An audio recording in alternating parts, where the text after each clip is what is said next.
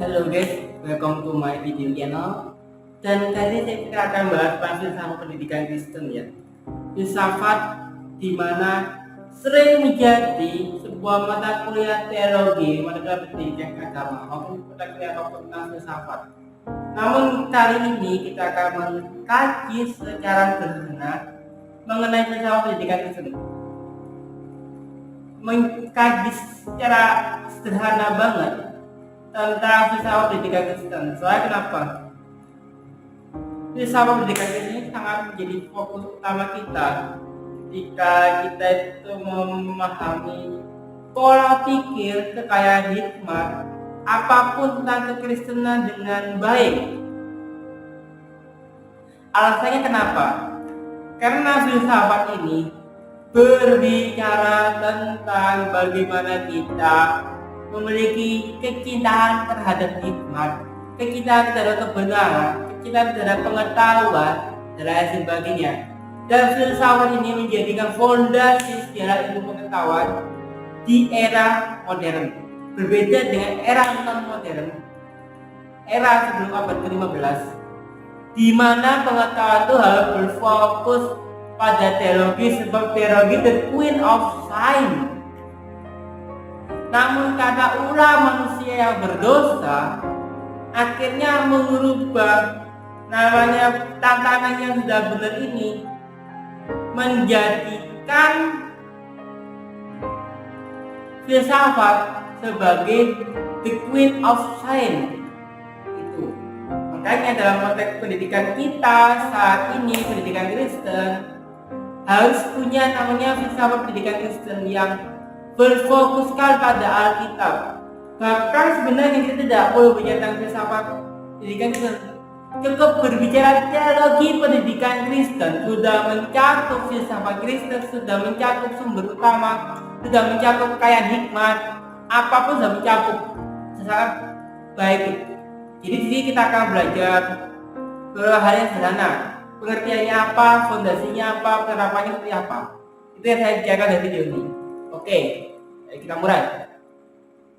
Apa pengertian filsafat pendidikan Kristen? Adalah sebuah pendidikan yang bersumber dari Alkitab, yang menjadikan manusia menebus hidup mereka, bukan menebus Allah Yesus Kristus menebus hidup manusia dari yang berdosa menjadi yang benar. Dan pendidikan Kristen adalah membawa setiap orang-orang yang benar ini dari yang gelap menjadi terang di dalam metode pembelajaran yang benar.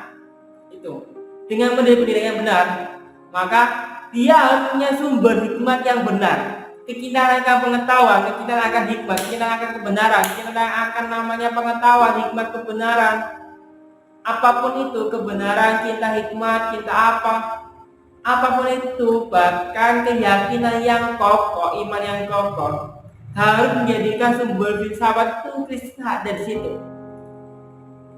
Makanya filsafat Kristen berbicara tentang filsafat yang didasari pada Alkitab, firman Tuhan, didasari pada Yesus yang menebus hidup manusia daripada berdosa, yang membawa setiap orang keluar daripada kegelapan menuju terang yang ajaib, membawa setiap orang yang dulunya gelap menjadi terang.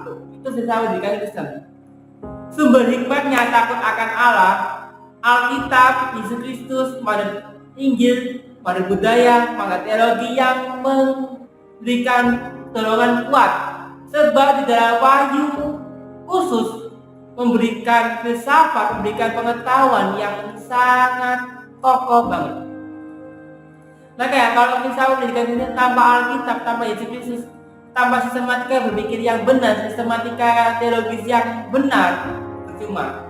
Maka saya sangat kritik bahwa filsafat pendidikan Kristen hanya misalkan etika, misalkan moral, misalkan apapun itu juga kurang tepat. Harus berdasarkan Alkitab yang utuh, mengenalkan studi pada Kristus yang dalam. Kalau studi tidak bisa mengenal Kristus yang dalam, percuma jadi orang Kristen. Maka kita harus membawa setiap studi itu tokoh-tokoh Alkitab, itu tokoh-tokoh studi ini untuk sungguh-sungguh hidup dalam Yesus Kristus, itu menjadikan fondasi yang utama. Kalau nggak ada kayak gitu ya kita tidak bisa berbicara tentang pendidikan Kristen. Maka kita berbicara tentang ego kita sendiri gitu. Yang pertama, pengertiannya demikian. Oke, kedua sumbernya 2 Timotius 3 ayat 6-17 bahwa segala itu dinamakan Allah bahwa untuk mengajar dan berbahasa itu. Kita akan baca ya 2 Timotius 3 ayat 16 dan 17. Ya. Segala tulisan yang dihilangkan Allah bermanfaat untuk mengajar, menyatakan kesalahan, membagi kelakuan dan mendidik orang dalam kebenaran. Dengan demikian tiap-tiap manusia dilengkapi Allah untuk setiap perbuatan baik. Ini berbicara tentang Alkitab, berbicara tentang firman Allah, berbicara tentang ajaran yang tajam, ajaran yang benar, ajaran yang membuat setiap orang itu sungguh-sungguh mengenal Kristus, ajaran yang membuat setiap orang itu sungguh-sungguh dalam Kristus.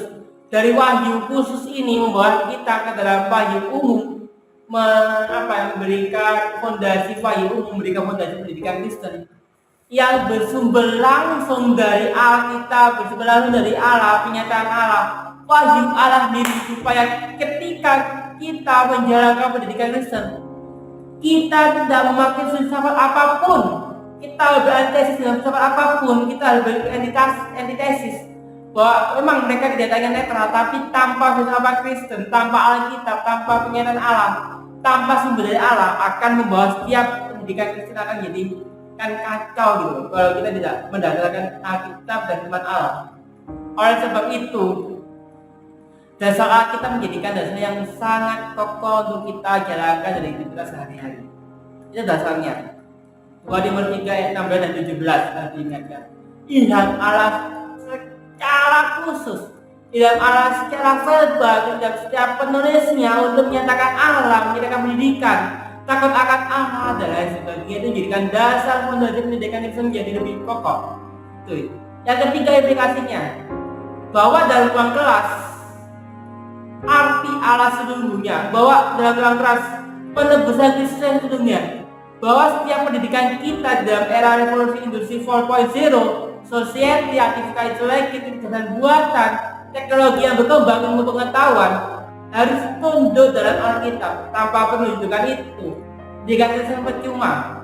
Makanya saya sangat tegas mengatakan bahwa pendidikan Kristen harus bersumber dari teologi yang benar.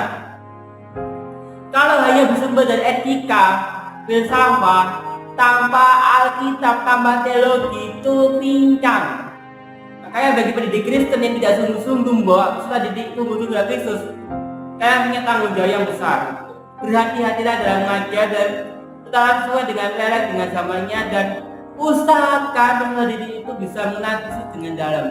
Meskipun tantangannya sangat berat dengan teknologi, sangat berat dengan perubahan, sangat berat dengan artificial, sangat berat dengan kurikulum dan sebagainya, tapi tetapkan hati kalian dalam Alkitab untuk mengungkapkan firman pendidikan ini bisa berjalan dengan optimal. Oleh sebab itu ya, kesimpulan kita, filsafat pendidikan Kristen itu filsafat yang mengungkapkan tentang Kristus di dalam Alkitab, menyatakan Allah, dan membawa setiap orang dari gelap menuju terang yang ada dalam Yesus Kristus.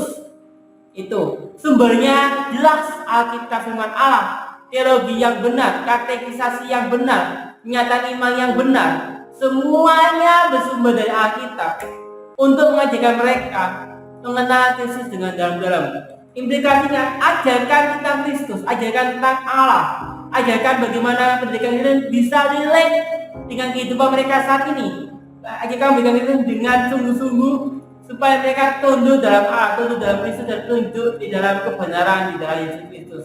Ketika mereka tunduk kebenaran itu, mereka bisa sungguh-sungguh mengenal bagaimana Kristus berjaya, Kristus sungguh-sungguh hadir dalam kehidupan kita sehari-hari.